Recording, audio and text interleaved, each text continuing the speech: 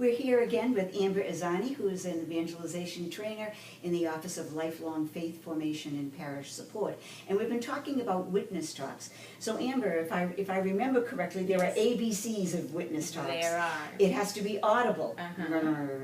It has to be brief. Yes. And it should be Christocentric. It's Yes. not about me, it's about Jesus Christ. Yes. And Jesus Christ in relationship to me, but Mm-hmm. Jesus Christ. Okay. Can you do it for us? Can you give us your witness talk? I can, All right, I thank will. you. So you can time me up All there, right. make sure it's brief.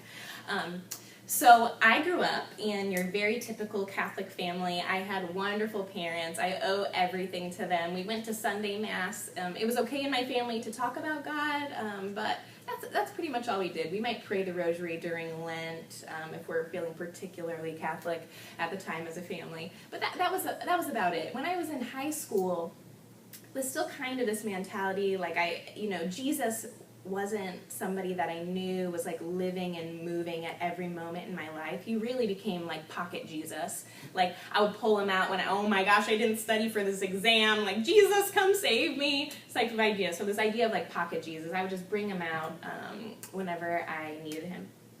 And so from there, through God's providence, I ended up at this university, and I met a lot of really wonderful people there. And I was in my dorm room studying one day, and the fire alarm went off. So I went outside across the street. I was like annoyed and frustrated because I was pretending like I was studying, but I probably wasn't.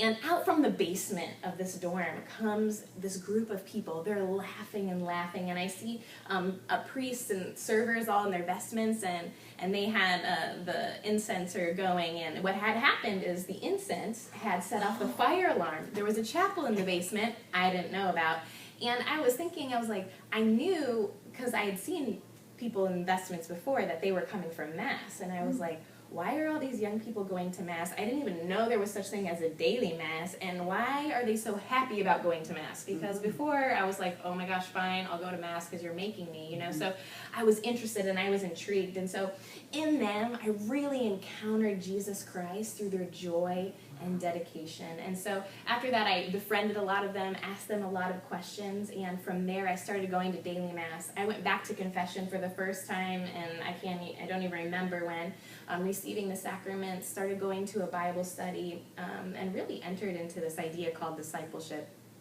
And so that's a lot of how my life had changed from that moment, that witness of those few people and their joy. Just seeing. Teresa of Avila, who's one of my very favorite saints in the whole world, has a great saying in one of her writings, God deliver me from dour saints. Yes. So when you saw those folks coming out with joy, that was a moment for you. Yeah, because it's as humans, we desire to be happy, and if you see somebody else being happy and joyful in their situation, you want to know why. And that's totally what called me in, and I found out why. It's because they all had a relationship with Jesus Christ, and so I wanted in on that, So that was your witness talk, and as we could see, I was drawn into it and asked questions, and a conversation started from there. Yeah, exactly. That's great. Exactly. Alrighty. Thank you for show and tell. Can you stay for another question? I know can. you're so busy, but can you? Of course I can. Excellent. Thank you. Thank you so much for watching Video Facts at disciplesinmission.com.